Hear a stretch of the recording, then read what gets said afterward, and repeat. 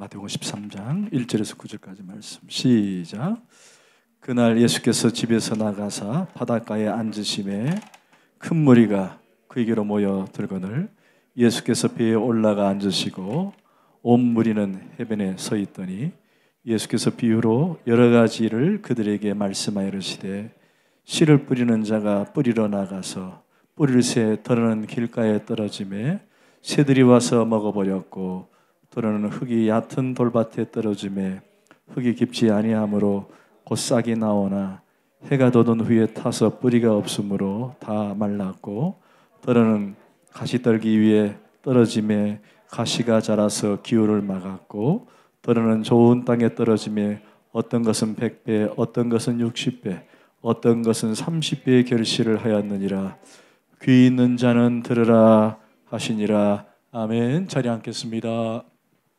기도하실까요? 하나님 고맙습니다. 이제 말씀을 듣겠습니다. 말씀으로 위로해 주시고 말씀으로 우리에게 찾아와 주옵소서. 예수님의 이름으로 기도합니다. 아멘. 날씨가 많이 덥죠? 근데 이번 주로 조금 선선해진 것 같아요. 많이 다행이고. 오케이. 더우시면은 에어컨 가까이 오시면 좋을 것 같은데 오늘 하나님 말씀 들으시면서 또 함께 도전을 받으면 좋겠습니다.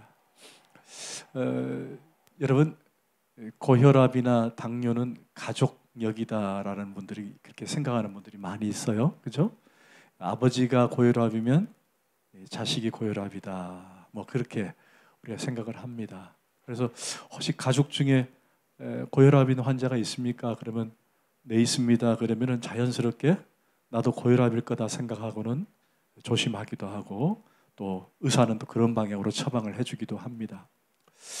그런데 꼭 그렇지는 않다라고 또 얘기를 합니다. 왜냐하면은 가만히 그 가정의 식생활 또는 어떤 환경적 요인을 보면은 그럴 수밖에 없다라는 거예요.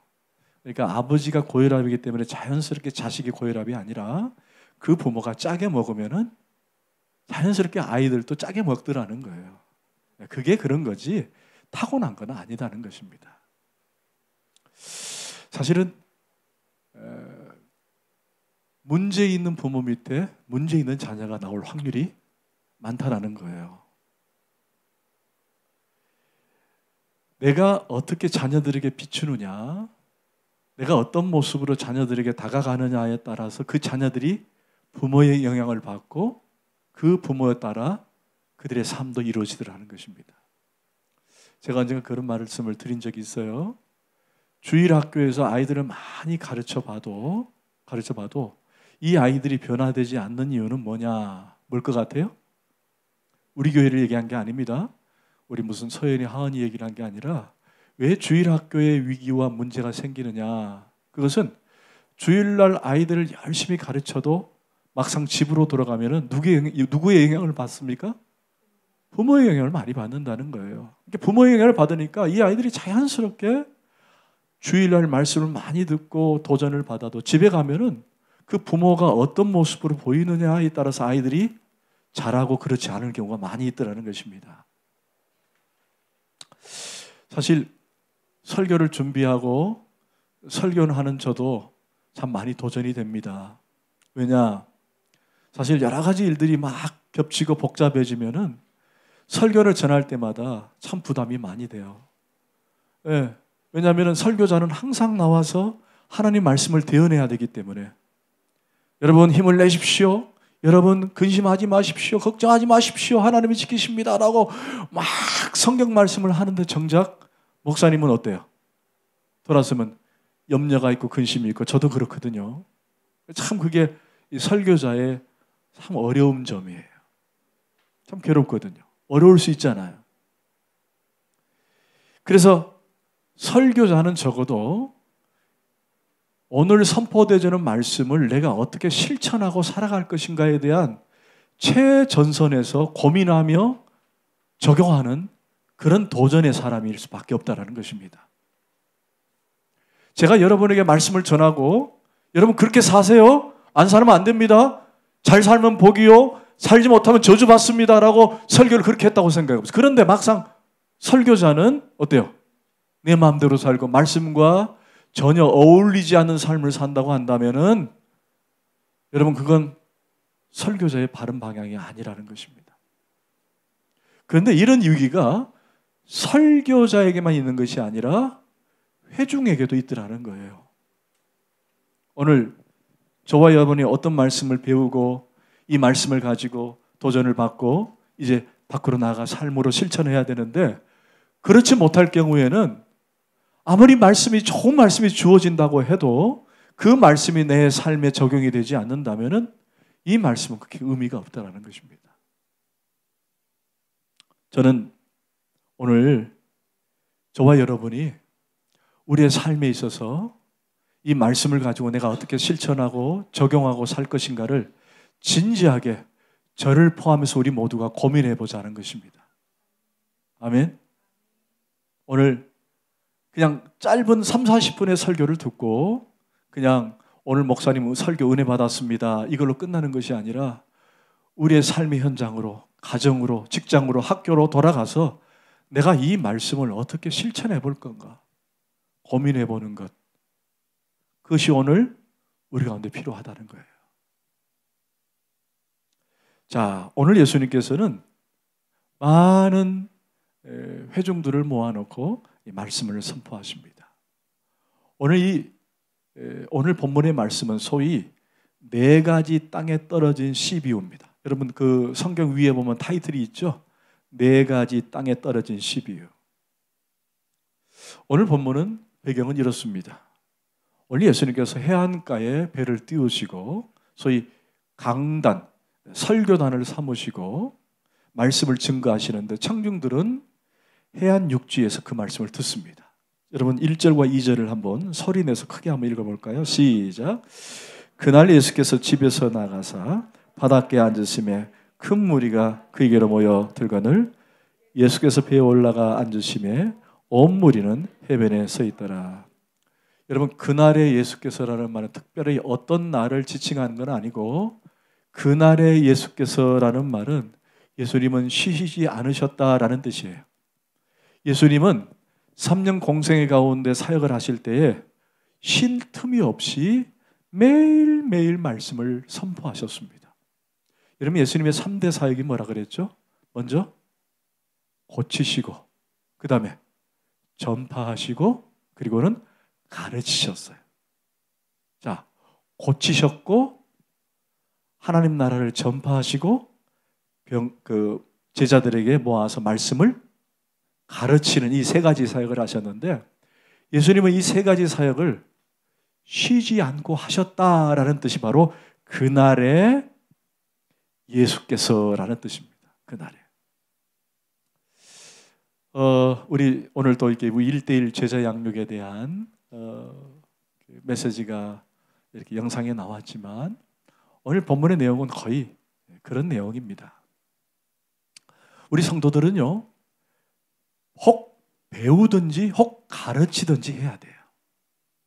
혹 배우든지 혹 가르치든지, 말씀을 배우든지 가르치든지. 다음 주에는 우리가 가르치는 자들의 양육 교육을 받을 거예요. 특별히 1:1을 수료하신 분들은 다시 모여서 다시 재점검하고, 이제 1:1을 수료하신 분들이 1:1을 가르치는 사역자로 세워지게 되는 그 훈련을 하게 될 것입니다. 예수님은 쉬지 않으셨어요. 피곤하고 힘들고 어려워도 쉬지 않으셨어요. 늘 끊임없이 가르치셨어요. 늘 끊임없이. 근데 어떻게 가르치셨느냐? 오늘 본문은 배에 오르셔서 가르쳤다고 되어 있습니다. 회중들은 육지에 앉아 있어요. 근데 오늘 본문이 보니까 자세히 보니까 1절을 다시 한번 보세요. 그날 예수께서 집에서 나가사 어디로 가셨죠? 바닷가. 사실 이게 좀 틀린 얘기예요. 왜냐하면 갈릴리 지역은 바다가 있어요, 없어요? 바다가 없습니다. 아시는 것처럼 갈릴리는 바다가 아닙니다. 소위 말하는 큰 호수입니다. 그런데 왜 마태는 바다라고 했을까요? 그때 당시에 육지에 살았던 사람들의 동경, 이건 바다였는데 그 바다의 개념이 뭐예요? 깊고 넓은 것이 바다였어요. 뭐 짜고 무슨 뭐 펼쳐져 있는 무슨 뭐 이런 지평선 이런 개념이 아니라 그냥 크고 넓은 것은 바다였어요. 그래서 마태는 오늘 여기를 갈릴리 호수를 바다라고 지칭한 거예요. 근데 예수님께서 배를 타시고 바닷가에 나가셨어요. 여러분 상상을 해보세요. 그림 한번 그려보세요. 자, 예수님께서 배를 타셨어요. 육지에서 조금 떨어진 곳으로 나가셨습니다. 그리고는 많은 회중들이 그 육지에 앉아서 예수님의 메시지를 듣는 거예요. 아니, 우리가 보통 산상수훈에서는 예수님께서 산 위에 오르셨잖아요. 그리고는 조금 높은 곳에서 강단을 삼으시고 그 산 아래에 있는 회중들에게 말씀을 전했는데 왜 그렇게 하시면 될 텐데 왜 예수님은 배를 타고 바다에 나가시고 회중들은 육지에 앉았을까? 여러분 왜 그랬을 것 같아요? 육지에 앉아서 가르칠 수도 있는데 지금은 여러분 제가 이렇게 목소리를 내서 여러분에게 음성을 전달하는 기법이 마이크 시스템 때문에 가능한 거예요. 그죠? 여러분 생각해 보세요. 마이크 없이 제가 여러분에게 메시지를 한 30분, 40분 전하고 나면 목이 다 쉬겠죠? 그러면 매일매일 메시지를 전할 수가 없습니다. 그런데 예수님 당시에는 이런 음향 시스템이 없었어요. 그렇죠? 이런 음향 시스템이 없었기 때문에 예수님께서 고르신 방법이 이 방법이에요. 자, 해변에는 해풍이라는 게 있어요. 바닷바람이 있는 거예요. 그래서 이 바닷바람은 어디로 부느냐? 육지를 향해 부는 거예요. 육지를 향해. 그럼 예수님은 소위 바다, 갈릴리 호수에 나가셔서 그 앉으시면은 뒤에서 해풍, 소위 강풍이 불어서 육지를 향해 가는 겁니다. 그럼 예수님은 목소리를 힘주어서 크게 낼 필요가 없어요. 사랑하는 자들아. 그러면 그 메시지가 이 바람을 타고 회중들에게 전달하는 그 기법을 쓰신 거예요. 그래서 예수님께서는 갈릴리 바다로 나가시고 회중은 육지에 있는 거예요. 이런 그 배경이 이해가 되시죠? 자, 그리고는 예수님께서 여러 가지 비유, 특별히 씨 뿌리는 비유를 하십니다. 여러분 3절을 한번 보십시다. 시작. 예수께서 비유로 여러 가지를 그들에게 말씀하여 이르시되 씨를 뿌리는 자가 뿌리러 나가서 여기 비유라는 설명을 합니다. 여러분 비유라는 말은 우회적으로 혹은 상징적으로 진리를 제시하는 방법. 우회적으로 혹은 상징적으로 진리를 제시하는 방법을 비유라고 얘기합니다. 그러니까 여러분 못 알아들어서 비유를 쓴 게 아닙니다. 좀 더 쉽게 전달하기 위해서 상징적으로 우회적으로 쓴 거예요. 그러니까 여러분들이 도대체 하나님 나라는 도대체 내가 못 알아듣겠다 해서 예수님께서 쓴 게 아닙니다. 이게 무슨 말인지 아십니까? 못 알아들어서 비유를 쓴 게 아니라는 뜻은 뭐냐면은 이 비유는 모두 다 알아들을 수 있다라는 거예요. 할렐루야. 그 방법이에요. 예수님께서 비유로 쓰셨던 목적은 여러분들이 다 알기를 원해서 쓴 거예요. 그런데 여러분 이단들은 뭐라 그래요? 비유는 감춰진 것이라 그래요. 아니에요. 절대 그렇지 않습니다. 비유는 여러분들에게 쉽게 알리기 위해서 한 거예요. 비유는. 그런데 마태복음에는 9가지 이상의 비유가 나오는데 오늘 그 비유 가운데 첫 번째로 땅에 떨어진 씨 비유를 하고 계시는 거예요. 오늘 우리가 4절에서 9절까지 읽은 그 내용은 씨 뿌리는 비유입니다. 여기에 3가지 요소가 나와요. 여러분 기억하십시다. 하나는 씨입니다. 한번 따라합시다. 씨. 그 다음에 밭, 열매. 이 3가지는 각 절에 각각 똑같이 나옵니다. 그런데 이 씨, 밭, 열매인데 특별히 각 절마다 똑같이 나오는 것이 바로 씨라는 거예요. 씨. 그런데 똑같은 씨인데 다양한 밭에 떨어진 거예요. 다양한 밭에. 자, 어떤 밭은 새들이 와서 먹어버렸고 어떤 밭에는 싹이 나오다가 타서 뿌리가 없어졌고 어떤 씨는 기운을 막아서 결실을 맺지 못하고 또 어떤 씨는 30배, 60배, 100배의 열매를 맺습니다. 자, 그런데 중요한 것은 똑같은 씨가 떨어졌다라는 거예요. 뭐라고요? 똑같은 씨가. 똑같은 씨가 떨어졌음에도 불구하고 네 가지 땅에서는 세 가지는 열매를 맺지 못하고 한 가지만 좋은 열매를 맺었는데 그 이유가 뭐냐? 뭐예요? 똑같은 씨인데 세 가지는 열매를 맺지 못하고 한 가지는 그 열매를 맺었는데 그 이유가 뭐냐? 뭐예요? 밭에 문제가 있다라는 거예요. 밭에 문제가 있다. 자, 네 가지 밭을 주님께서 말씀하죠. 하나는 뭐죠? 길가, 또 하나는 돌밭, 또 하나는 가시떨기, 그리고 마지막은 좋은 땅입니다. 자, 예수님께서 가르치시고 또 여러분이 가져야 할 마음은 어떤 밭일까? 넷 중에 무엇이 되어야 할까라는 것을 오늘 본문은 중심 주제로 담고 있습니다. 자, 그 네 가지 밭을 간단하게 살펴보고 지금 그 밭이 내게는 어떤 밭인지를 한번 도전해보고 또 그 밭에 대한 의미를 새겨보는 것입니다. 자, 먼저 길가에 뿌려진 밭입니다. 길가에 뿌려진 씨. 자, 4절을 한번 보십시다. 4절 시작. 뿌릴새 더러는 길가에 떨어짐에 새들이 와서 먹어버렸다. 여러분, 길가라는 말은 마음이 무늬만 그리스도인이다라는 것입니다. 길가라는 말은 마음은 무늬만 그리스도인. 얼마든지 무늬만 그리스도인도 교회에 나올 수 있어요. 그러니까 길가라는 말은 교회 바깥에 있는 사람이 아닙니다. 여러분, 길가라는 말은 길가 그러니까 교회 밖에 이런 뜻이 아니에요. 이 길가라는 말은 얼마든지 교회에 나올 수 있는 사람들이 교회를 나오긴 나오는데 무늬만 그리스도인이에요. 무늬만 성도라는 것입니다. 그런데 일단 씨를 뿌립니다. 그런데 말씀이 들어가지 않는 거예요. 예배당은 나왔습니다. 그런데 말씀이 들어가지 않는 거예요. 여러분, 이때 당시에 이 팔레스타인은 로마의 영향을 받아가지고 도로가 잘 닦였다 그래요. 도로가 잘 닦였다고 합니다.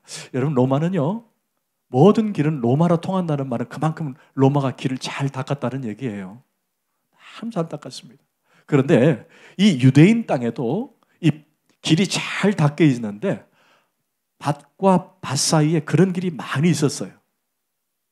그런데 이 길이 잘 닦인 곳에서 이 밭과 밭 사이에 농부들이 계속, 마을 사람들이 계속 왔다 갔다 하니까 그 길이 어떻게 돼요? 뺀질뺀질하게 되는 거예요. 뺀질뺀질하게. 그런데 여기에 씨를 뿌려도 된다, 안 된다? 안 되더라는 거예요. 안 되더라는 거예요. 왜 안 되느냐? 여러분, 4절을 다시 한번 보세요. 4절. 뿌릴새 더러는 길가에 떨어짐에 뭐가? 새들이 와서 먹어버렸다. 새들이 와서 먹어버렸다. 그럼 그 새가 뭘까요? 새를 오늘 본문에서 예수님이 해석을 해줍니다. 18절, 19절. 시작. 그런즉 씨 뿌리는 비유를 들으라. 아무나 천국 말씀을 듣고 깨닫지 못할 때는 악한 자가 와서 그 마음에 뿌려진 것을 빼앗나니 이는 곧 길가에 뿌려진 자요. 자, 뭐라고 되어 있죠? 길가는 뺀질뺀질할 정도의 마음이 굳어버린 상태를 말하는 것인데 이게 뭐냐? 마음에 뿌려진 것은 빼앗나니 이는 곧 길가에 뿌린다. 악한 자가 와서 그렇다라는 거예요. 그러니까 이게 무슨 말이냐면은 우리 마음에 말씀이 막 들어가는데도 전혀 감동이 없는 거예요. 전혀 감동이 없는 거예요. 왜? 뺀질뺀질하게 마음이 굳어 있으니까. 마음이 굳어 있으니까. 마음이 굳어 있는 거예요. 어떤 말씀이 들어가도 아유, 말씀하세요. 말씀하세요. 저는 안 듣습니다. 교회는 나오는데 그런 성도가 있더라는 거예요. 그런 성도. 악한 자가 와서 그 마음에 뿌려진 것을 빼앗나니라는 말은 이미 그 마음이 완악해가지고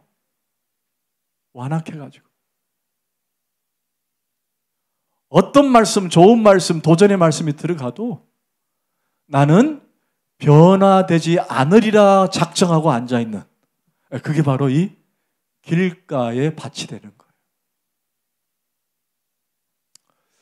참 저도 그런 사람 중에 한 사람이었어요. 저도 참 어떤 사람이 얘기를 해도 또 어떤 메시지가 전달을 해도 저도 참 당신은 당신대로 말하십시오. 난 내 길을 갑니다. 그랬던 사람 중에 한 사람이었어요. 그러나 그게 저에게 영적인 성장이나 도전이 전혀 안 되는 거예요.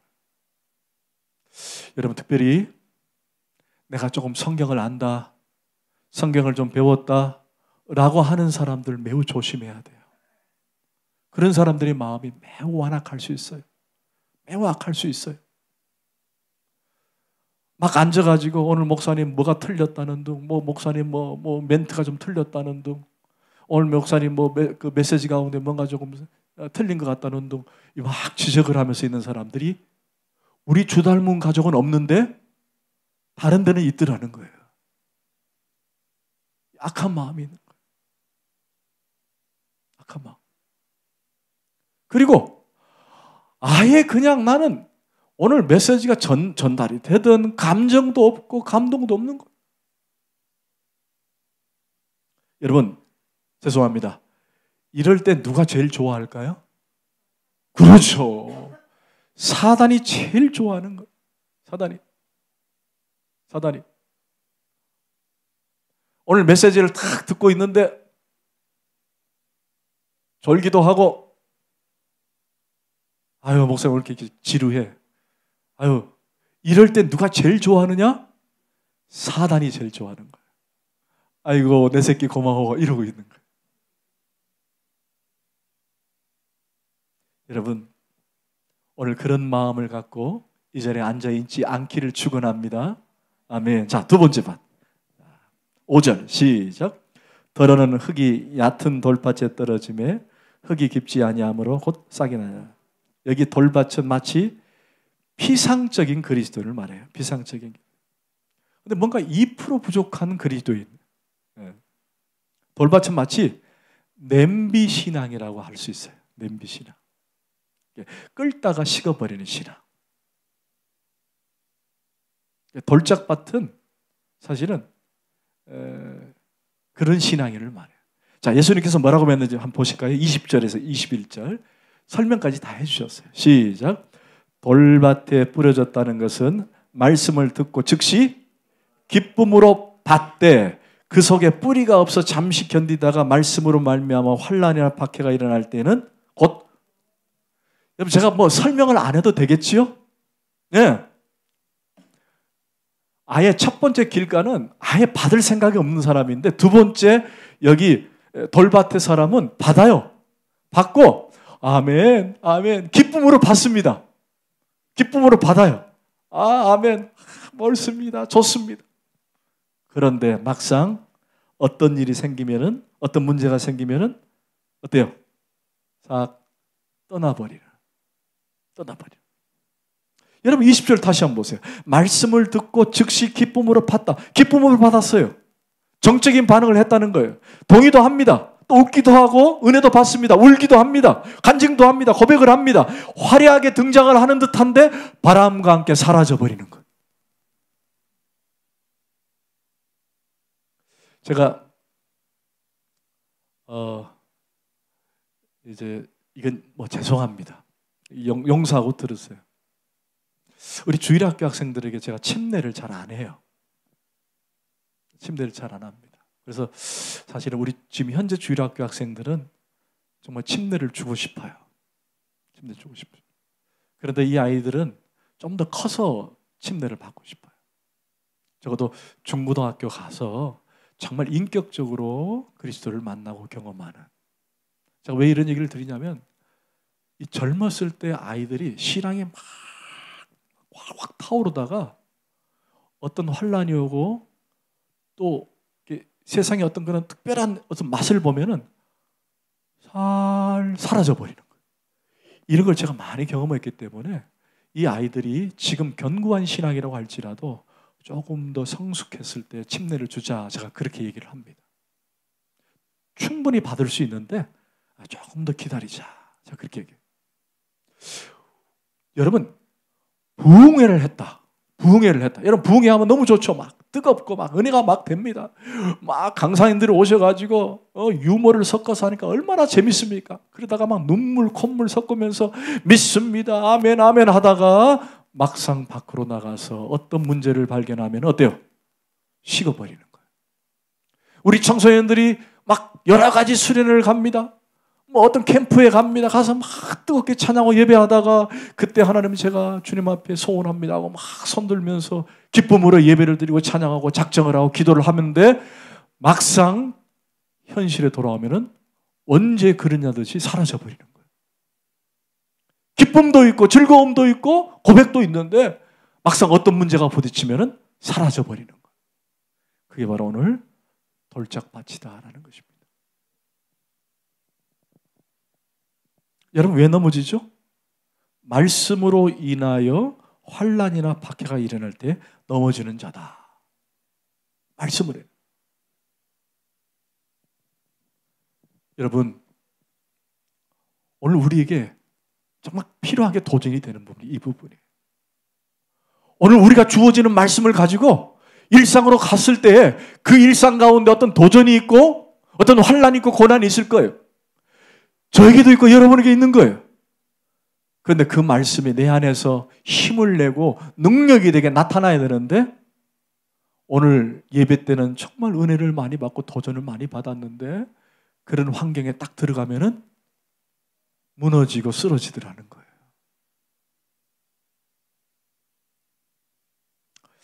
여러분, 이건 제가 좀 극단적인 표현일 수도 있습니다만 용서하고 들으세요.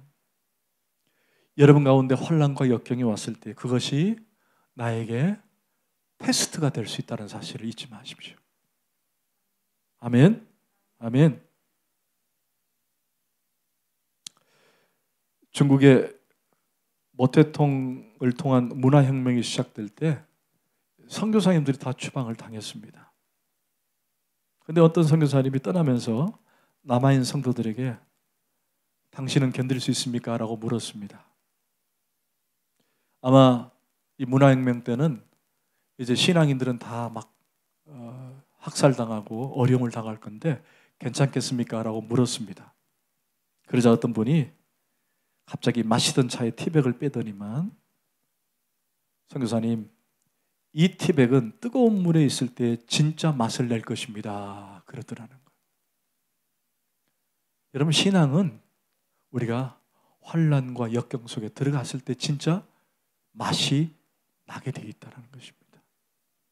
아멘. 아멘. 자, 그리고 세 번째는 가시떨기밭입니다. 이 가시떨기밭은 세속적 그리스도인을 말합니다. 세속적 그리스도인. 자, 22절을 잠깐 보십시다. 시작. 가시떨기에 뿌려졌다는 것은 말씀을 들으나 세상의 염려와 재물의 유혹에 말씀이 막혀 결실하지 못하는 자다.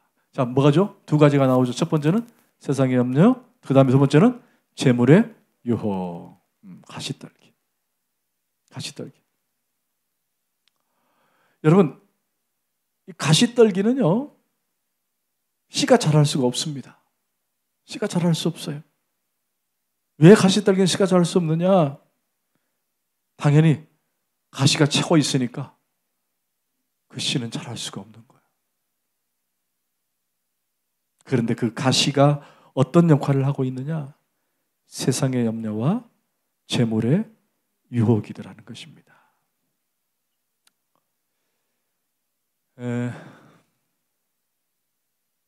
저를 포함해서 우리 주달몬 식구들 아마 세상을 살아가면서 염려와 근심, 걱정 많이 있을 거예요.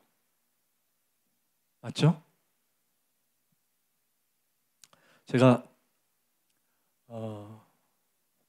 목요일 날 대전에 한 목사님을 저희 집에 오셔서 아내랑 기도하며 또 대화할 수 있는 시간을 가졌어요. 근데 이 목사님이 한참 얘기를 다 나누다가 저와 아내에게 도전의 메시지를 주고 가셨습니다. 그게 뭐냐면은 대전 유성동에 노훈교회라고 하는 침례교회가 있어요.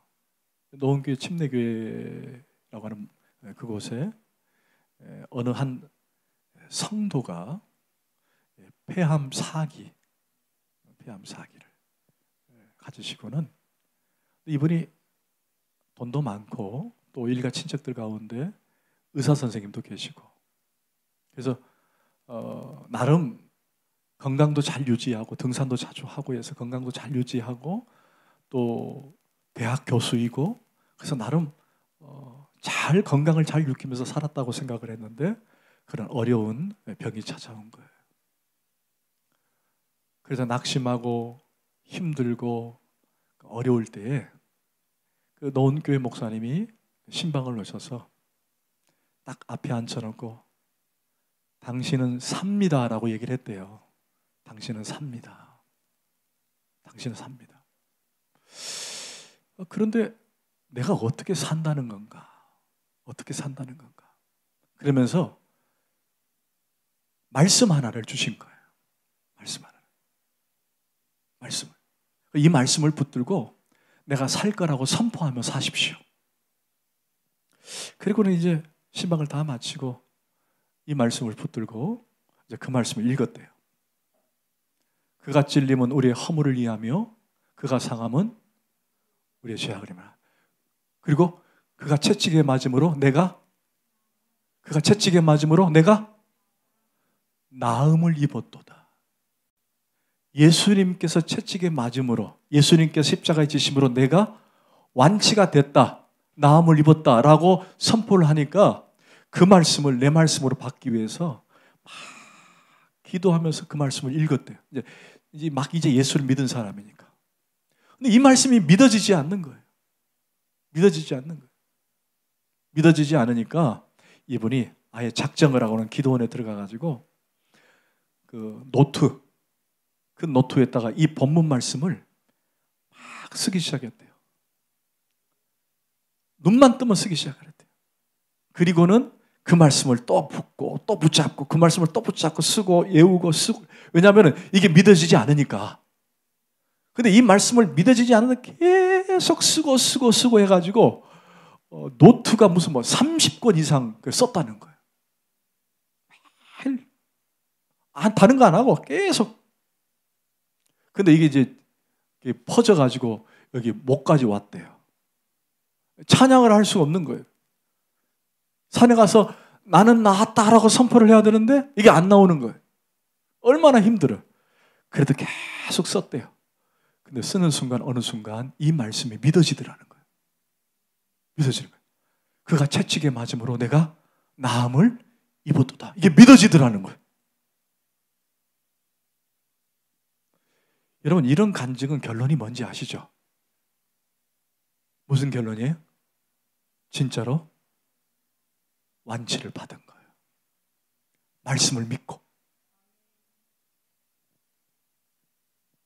여러분, 이건 싫어합니다. 싫어합니다. 저를 포함해서 우리 모두가 이런 은혜가 있어야 돼요. 저도 어떤 문제가 딱 발생할 때부터 저도 아예 말씀을 붙잡았어요. 그리고 그 말씀을 계속 붙잡아요. 그 말씀을. 그래서 요즘 우리 최근에 이사야서 묵상을 쭉 하는데, 내가 너를 낳았고 내가 너를 품었고 내가 너를 구할 것이다, 백발이 될 때까지, 그 메시지가 막 제 가슴에 다가오는 거예요. 할렐루야. 이 말씀을 믿음으로 받는 자가 되기를 원합니다. 세상의 염려 때문에 이 말씀을 놓지 않기를 축원합니다. 그 다음에 또 뭐 하나 있어요? 재물. 여러분은 재물 때문에 말씀을 못 받는 경우가 있어요. 여러분, 재물은 나쁜 게 아니에요. 나쁜 게 아니에요. 근데 그 재물을 어떻게 관리할 건가가 정말 중요해요. 하나님께 드려야 할 재물 어떻게 관리할 것인가? 그건 우리가 한번 고민해 봐야 된다는 거예요. 여러분, 재물을 만몬이라고 그래요. 만몬. 근데 재물주의는 만모니즘이에요. 만몬이죠. 여러분, 만몬이 어디서 나온 거 아세요? 만몬이 영어에 나는 믿는다라는 것에서 나왔어요. 나는 믿는다. 뭘 믿는다는 거예요? 재물을 믿는다. 만몬이죠. 그건 아니라는 거예요. 여러분, 돈은 우리에게 얼마나 필요한 것이 맞습니다. 그러나 그것 때문에 말씀이 망가지고 말씀이 내게 들어오는 것을 막아서는 안 된다는 거예요. 할렐루야. 자, 마지막으로 어떤 밭이 있는가 볼까요? 자, 좋은 땅 8절 시작. 더러는 좋은 땅에 떨어짐에 어떤 것은 100배, 어떤 것은 60배, 어떤 것은 30배의 결실을 맺었더라. 자, 좋은 땅의 정체가 23절에 나옵니다. 다 같이 읽겠습니다. 시작. 좋은 땅에 뿌려졌다는 것은 말씀을 듣고 깨닫는 자니 결실하여 어떤 것은 100배. 아멘. 여러분, 마태는요 심플해요. 그래서 그냥 말씀을 듣고 깨닫는 것으로만 그렇게 하고 끝났습니다. 그러나 여기 깨닫는 것으로 끝나는 것은 아니에요. 여러분, 제가 오늘 여러분에게 말씀을 선포하면 분명히 깨닫죠. 아, 저 말씀 믿습니다. 깨닫을 거 아니에요. 그죠? 아, 그러니까 이게 100배, 30배, 60배, 30배, 100배, 6배 이게 맺어진 것이나 이렇게 되어 있는데 그런 뜻은 아닙니다. 예, 마태는 아주 심플하고 간단하게 설명했지만은 이것을 들은 누가는요 좀 더 구체적으로 설명을 했어요. 자, 여러분, 누가복음 8장 15절 말씀.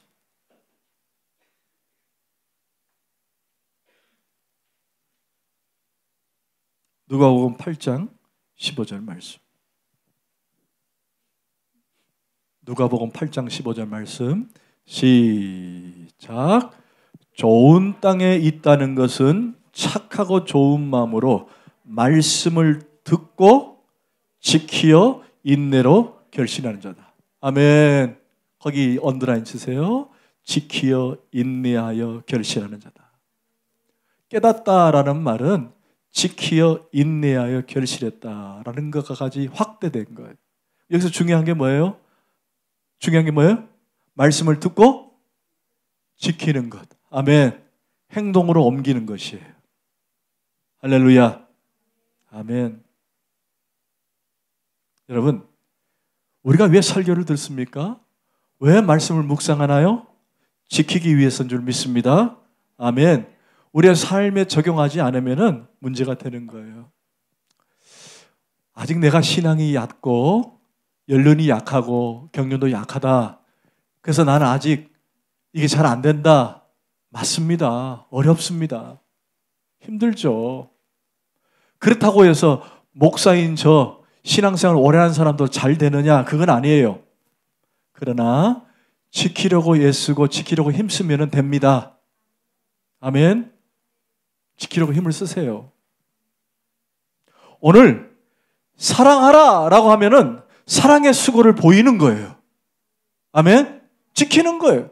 기도하라 하면은 아멘 하고 끝나는 것이 아니라 기도하는 거예요. 알람을 8시에 맞춰놓고 나라와 민족을 위해서, 교회를 위해서, 사모님을 위해서, 성도들을 위해서 기도하는 거예요. 그게 지키는 거예요. 그게 100배, 60배, 30배 열매를 맺게 돼 있다라는 거예요. 안 하니까 안 되는 거예요. 안 하니까.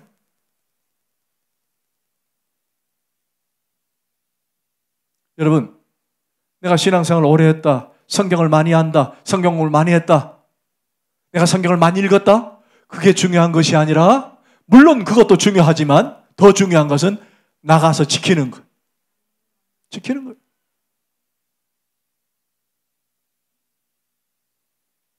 여러분, 솔직히 우리 얘기해 보자고요. 문제적 목사, 문제적 회중 왜 있을까요? 그렇죠. 지키지 않고 있기 때문에 그런 거예요. 안 그래요? 왜 세상 사람들로부터 교회가 역으로도 먹고 손가락질을 당하느냐? 다른 이유 없어요. 지키지 않기 때문에 그런 거예요.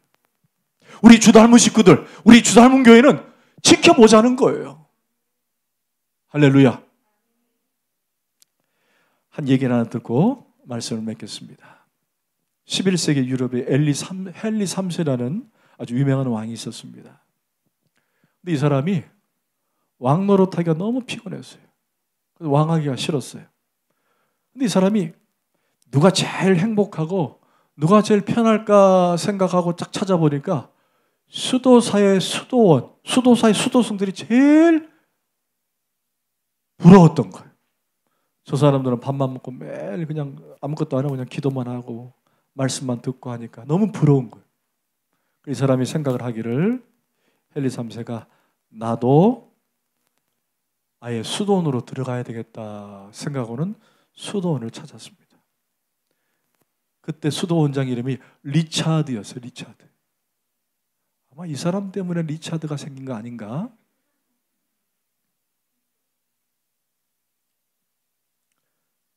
그분을 만나서 나를 수도사로 받아주십시오라고 얘기했습니다. 그러자 리차드 원장이 수도사가 되려면, 수도원장이니까 수도사가 되려면 중요한 규칙이 있는데 그것은 잘 지켜야 합니다. 잘 지키겠습니다. 그게 뭡니까? 수도원의 생명은 순종입니다. 철저하게 순종해야 합니다. 순종하시겠습니까? 그랬더니 왕이 그 권위를 다 내려놓고 순종하겠습니다라고 답을 한 거예요. 그러자 수도원 원장이, 리차드 원장이 그래요? 그럼 자격이 있습니다. 자격이 있습니다. 그럼 제가 내리는 첫 번째 명령을 지키십시오. 네, 순종하겠습니다. 그 첫 번째 명령, 지금 당장 당신은 왕궁으로 돌아가 백성들을 섬기십시오. 끝. 돌아갔대요. 여러분, 가장 중요한 핵심은 뭐예요? 말씀에 순종하는 거예요. 그 말씀을 순종하고 그 말씀대로 삶으로 적용해 지켜보는 것. 그것이 오늘 우리 가운데 주시는 메시지입니다. 오늘 특별한 거 없어요. 여러분은 어떤 밭입니까? 그 밭, 4가지 밭 중에 분명히 여러분이 속해 있는 밭이 있을 거예요. 있죠? 제가 여러분 다 모릅니다만, 그러나 여러분 좋은 땅이 되기를 축원합니다. 그 좋은 땅은 말씀을 듣고 지키는 자입니다. 그럴 때 여러분이 하나님의 큰 복으로 100배, 60배, 30배의 열매를 주실 것입니다. 기도하십시다. 여러분 지금 잠깐 기도하기를 원합니다. 오늘 이 4가지 밭 가운데 나는 어떤 밭인가 한번 생각해 보시고, 하나님 말씀을 하나 붙드세요. 지금 여러분 가운데 말씀 하나 붙드세요. 뭐 생각나는 말씀, 아무 말씀이나 붙드세요. 그 말씀 붙들고, 하나님 내게 이 말씀 주셨습니다. 이 말씀대로 내게 복을 주세요. 이 말씀대로 내게 나타내 주세요 라고 그 말씀을 붙들고 우리 한번 조용히 한 1, 2분 기도하시겠습니다. 우리 주여 한번 크게 부르고 기도하겠습니다. 주여 아버지, 주여 아버지, 오늘 말씀 가운데 주시는 말씀을 듣습니다. 이 4가지 씨 뿌리는 비유를 통해서 나는 어떤 밭인가 고민해 봅니다. 길짝 길가에 뿌린 씨, 돌짝 또 가시떨기 좋은 땅, 이 4가지 중에 내가 무엇인지를 고백합니다. 주여 아버지 하나님 도와주세요. 세상의 염려도 세상의 재물도 나를 요구할 수 없음을 고백합니다. 하나님 도와주세요. 오직 주님만이 아버지 하나님 나의 집념이 있습니다. 내가 할 수 없을 때, 내가 고민할 때 하나님 도와주세요. 그래서 하나님의 은혜로 이것들을 행할 수 있게 하시고 하나님의 능력으로 행할 수 있도록 도와주시옵소서.